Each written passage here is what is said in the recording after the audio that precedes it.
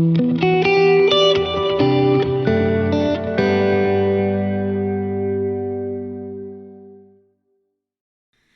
Two our second episode of parenting podcast. તો આમાં અમે અમારી parenting journey from planning to pregnancy to upbringing our toddler એ બધા વિશે આપણે ડિસ્કસ કરવાના છીએ.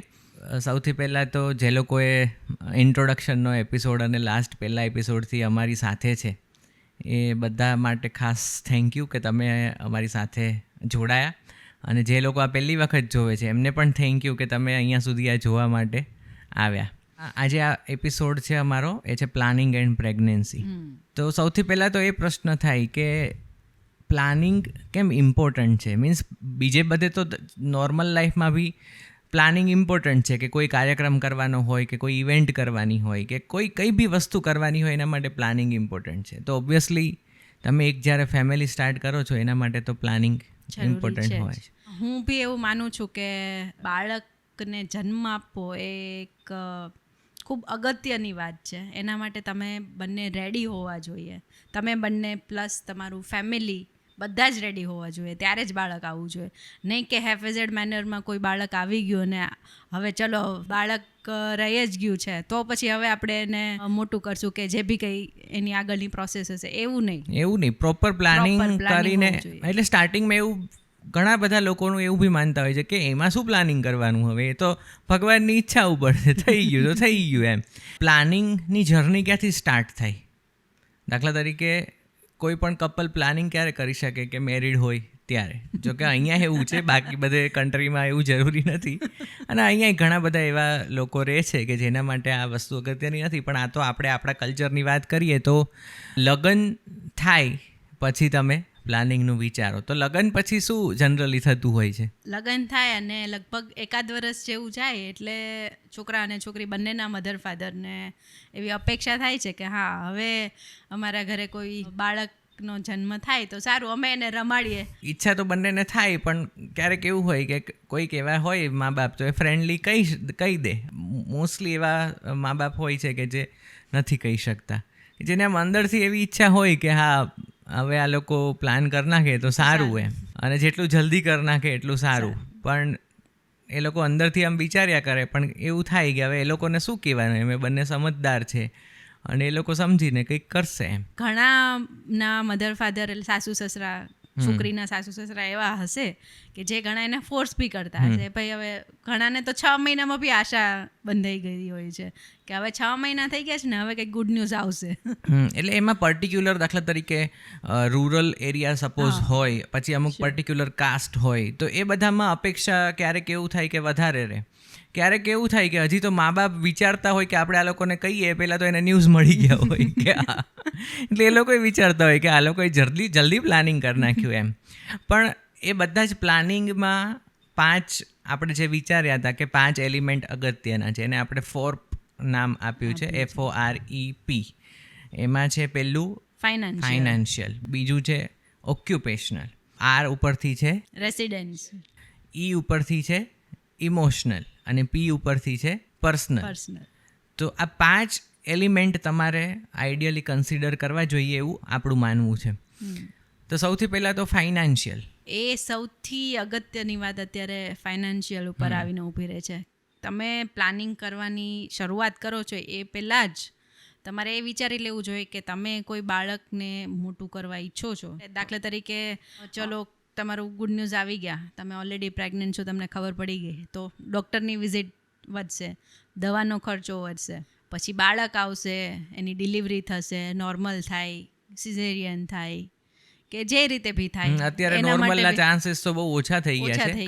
એવું નથી કે ડૉક્ટરોને જેવી સિઝેરિયન કરવું છે, પણ આપણી લાઈફસ્ટાઈલ, આપણી હેબિટ્સ, ઇવન ફૂડની શુદ્ધતા જે છે અત્યારે એ બધું તો છે જ તે, સાથે પણ જે સહન શક્તિ જે છે એ બહુ ઇમ્પોર્ટન્ટ છે. મારી જ વાત કરું તો મારી જ સહન શક્તિ એટલી નથી કે હું એટલું પેઇન સહન કરી શકું. પણ જે જૂના મધર જે હતા, જેને આપણે જોઈએ છીએ કે આપણા મા બાપ અને વડીલોના જે 8-8, 10-10 કાકા દાદા મામા ફઈઓ ને બધા હોય છે, એ જે જૂના જમાનાના, અને બધી પાછી નોર્મલ ડિલિવરી થાય એમ.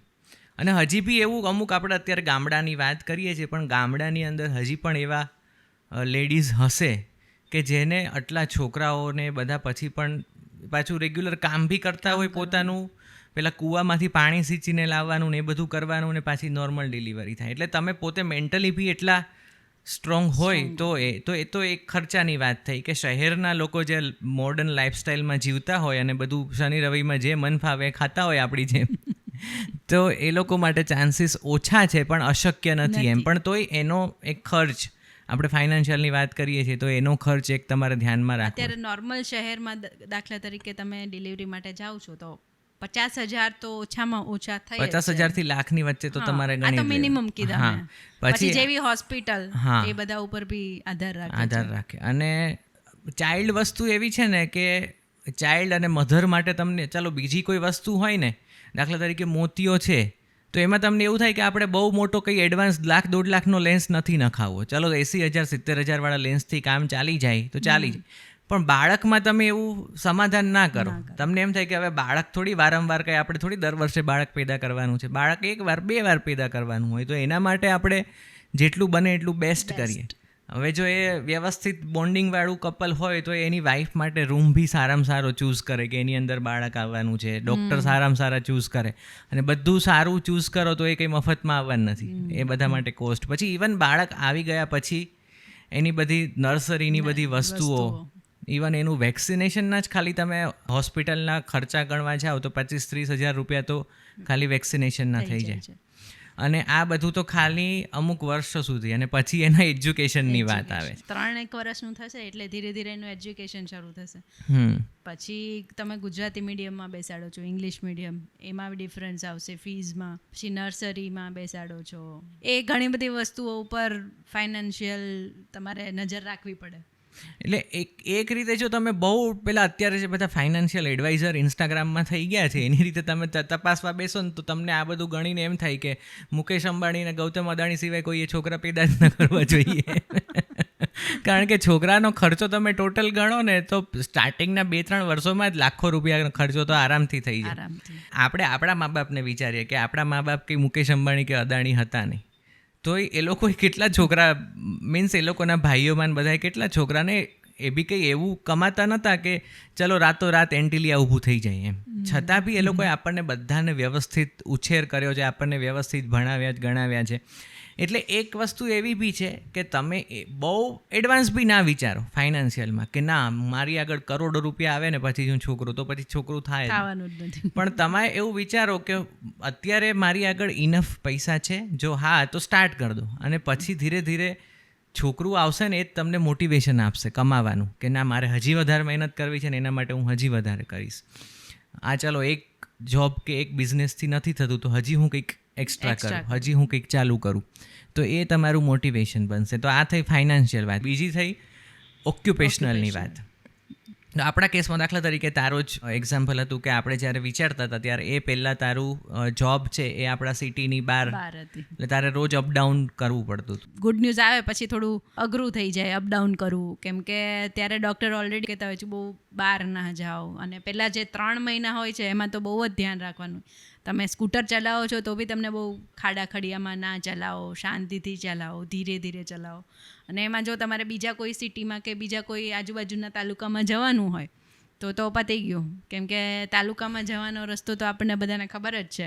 મારા જ કેસમાં એવું હતું કે મારી જોબ નજીકના તાલુકા પ્લેસમાં હતી, એટલે અમે લોકોએ રાહ જોઈ પહેલાં તો કે ફર્સ્ટ ઓફ ઓલ મારી જોબ મારી સિટીમાં આવી જાય પછી આપણે લોકો પ્લાનિંગ કરીએ, કેમ કે એ વગર શક્ય નહોતું. લેડીઝ માટે તો એટલું ઇમ્પોર્ટન્ટ છે, પણ થોડું ઘણું એ પુરુષ માટે બી ઇમ્પોર્ટન્ટ છે કે આજે દાખલા તરીકે એ વખતે મારી બી જોબ છે એ બહાર હોય, આપણે પ્લાનિંગ કરતા હોય એ વખતે, તો એક તો પહેલાં તમારે જે પાર્ટનર છે એની જ્યારે પ્લાનિંગ કરતા હો અને તમે જ્યારે એફર્ટ કરતા હો તો એની સાયકલ પ્રમાણે તમારે સિંક કરવું પડે કે દાખલા તરીકે એની મેન્સ્ટ્રુઅલ સાયકલની ડેટ્સ કઈ છે તો એ પ્રમાણે સિંક કરીને તમારે તમારી એ ડેટ્સ નક્કી કરવી પડે. હવે એમાં જો હસબન્ડ બી બહાર જોબ કરતો હોય તો એ વખતે એ લોકો બંને થોડું શિડ્યુલિંગ કરવું પડે. તો એક ઓક્યુપેશનમાં બી બંને વચ્ચે થોડી હાર્મની હોવી જોઈએ. પછી ત્રીજી વાત આવે છે FOR એટલે રેસિડેન્શિયલ. તો અમારા કેસમાં જ એવું હતું કે અમારું જે પહેલાં રેસિડન્સ હતું એ બહુ નાનું હતું, એટલે પછી અમે લોકોએ ધીરે ધીરે મહેનત કરીને ઘરને આખું રિનોવેટ કર્યું અને 1 BHKમાંથી 4 BHKમાં કન્વર્ટ કર્યું, ઇન્ક્લુડિંગ સ્ટુડિયો અને બધું. એ બી એવું લાગતું હોય કે ના આપણી આગળ પૈસા અમારી આગળ બહુ હતા, એવું બી નહોતું. લોન લઈને કે ગમે તેમ કરીને મહેનત કરીને એ કર્યું અને પછી એવું લાગ્યું કે ના હવે અમારે જે નવું ગેસ્ટ બોલાવવું છે એને રહેવા માટે આ ઘર યોગ્ય છે. પછી એ પ્લાનિંગ કર્યું.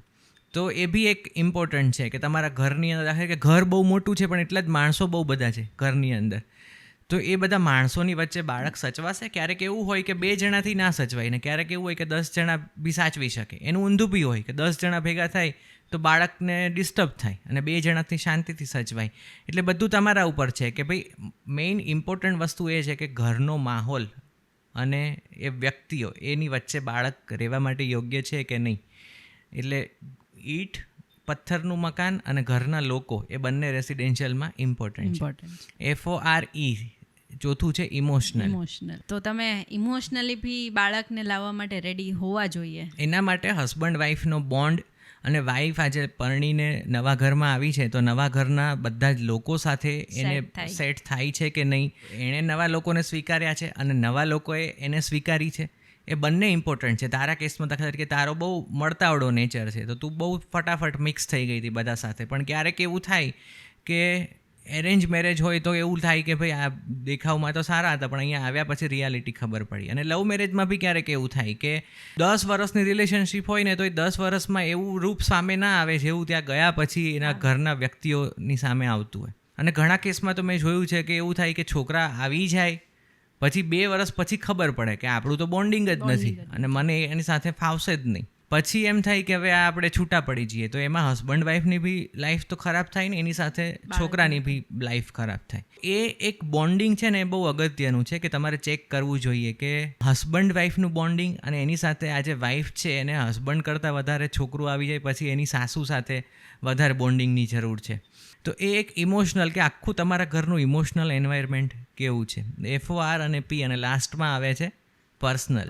સૌથી વધારે એ અગત્ય. તમે પોતે તૈયાર છો કે નહીં એના માટે. આજે બધું જ હોય, ફાઇનાન્શિયલી સારામાં સારું હોય, ઓક્યુપેશનલી બધું જ પરફેક્ટ, ઘર સરસ હોય, બધા માણસો સરસ હોય, બધું જ વ્યવસ્થિત હોય પણ તમે જો મેન્ટલી રેડી નથી તો એ વસ્તુ નથી થવાની. આજે સોસાયટીનું પ્રેશર હોય, બધું જ બરાબર છે ને બધા એમ કહે છે કે ના હવે પ્લાનિંગ કરી જ નાખો અને બધા એવું કહે છે તો મને એમ થાય કે ચલો બધા કહે છે તો હવે કરી નાખીએ પણ મને બહુ ઈચ્છા, હું હજી મેન્ટલી તૈયાર નથી તો એ વસ્તુ નથી જ થવાની. તમને પોતે એમ થાય કે ના હવે ખરેખર મારે એક બાળક જોઈએ છે અને એ બહુ હેપીલી તમારે એ જોઈએ છે, તમને અંતરથી એવી ઈચ્છા છે કે ના બાળક જોઈએ જ છે તો જ એ વસ્તુ સામેથી આવવાની છે, એ વગર નથી આવવાની. તો પર્સનલમાં એક આ વસ્તુ તો થઈને સાથે સાથે તમારે હસબન્ડ કરતાં વધારે વાઈફની અંદર એજનું ફેક્ટર. એજ ફેક્ટર એક બહુ જ ઇમ્પોર્ટન્ટ છે કેમ કે જેમ જેમ એજ વધે છે એમ સ્ત્રીઓની ગર્ભધારણ કરવાની જે શક્તિ છે એ ઘટતી જાય છે. પછી કોમ્પ્લિકેશન વધતા જાય, તમારે સતત બેડ રેસ્ટ કરવો પડે. અને એમાં બી પર્સનલમાં બી કેવું છે કે નોર્મલ બી તમે ચલો નોર્મલી પ્રેગ્નેન્ટ થઈ ગયા તો વાંધો નથી પણ એમાં જ્યારે IVF કે એવી કોઈ ટેકનિક્સ IVF કરાવવું પડે તો એ વધારે ખર્ચાળ પ્લસ ઇમોશનલી તમે એક્ઝોસ્ટ થઈ જાઓ ને એમાં તમારે તકેદારી બી એટલી બધી સામે રાખવી પડે કે તમે પર્સનલી દાખલા તરીકે બહુ મહેનત કરી પણ નથી થયું પણ તમારે બાળક લાવવું જ છે તો એવું નથી કે દુનિયામાં એવું પોસિબલ જ નથી કે તમારે હવે બાળક આવશે જ નહીં. અને એક પોઈન્ટ એવો આવશે જ કે તમારે ગમે એટલી સ્ટ્રગલ કરતા હશો ને તમને એવું લાગશે કે શું થશે. આપણે બી એવું થયું હતું કે આપણે આવશે કે નહીં એમ. પણ એવા બી લોકો છે કે જેને IVFથી બાળક આવ્યા છે ને બહુ જ તંદુરસ્ત અને સારામાં સારા છે. એટલે આફ્ટરઓલ બધું તમારા પર્સનલ એટીટ્યૂડ ઉપર છે કે તમે જો પોઝિટિવ એટીટ્યૂડથી ચાલશો ને તો દુનિયામાં કોઈ એવું વસ્તુ નથી કે જે તમને રોકી શકે. અને તમે જો તૈયાર નહીં હો તો ગમે એટલું પોઝિટિવ બહાર એટમોસ્ફિયર હશે પણ એ કોમ્પ્લિકેશન્સ તમારે 100% આવશે. તો તમારો પર્સનલ એટીટ્યૂડ બી બહુ જ જરૂરી છે એમાં કે તમે બહુ હેપી રહો અને પોઝિટિવલી એને એપ્રોચ કરો. તો આ થઈ કે પ્લાનિંગમાં શું ઇમ્પોર્ટન્સ છે અને શું ધ્યાન રાખવું જોઈએ. નેક્સ્ટ એપિસોડની અંદર આપણે ડિસ્કસ કરશું કે આપણી પ્લાનિંગ પ્રોસેસમાં આપણે શું કર્યું, ડૉક્ટરની પસંદગીથી માંડીને કેવી રીતે ન્યૂઝ ફાઇનલી બધાને આપ્યા અને એ કઈ મોમેન્ટ હતી. એ બહુ એક્સાઇટિંગ એપિસોડ છે. તો નેક્સ્ટ એપિસોડમાં આપણે ફરી મળશું. ત્યાં સુધી બધાને બાય બાય.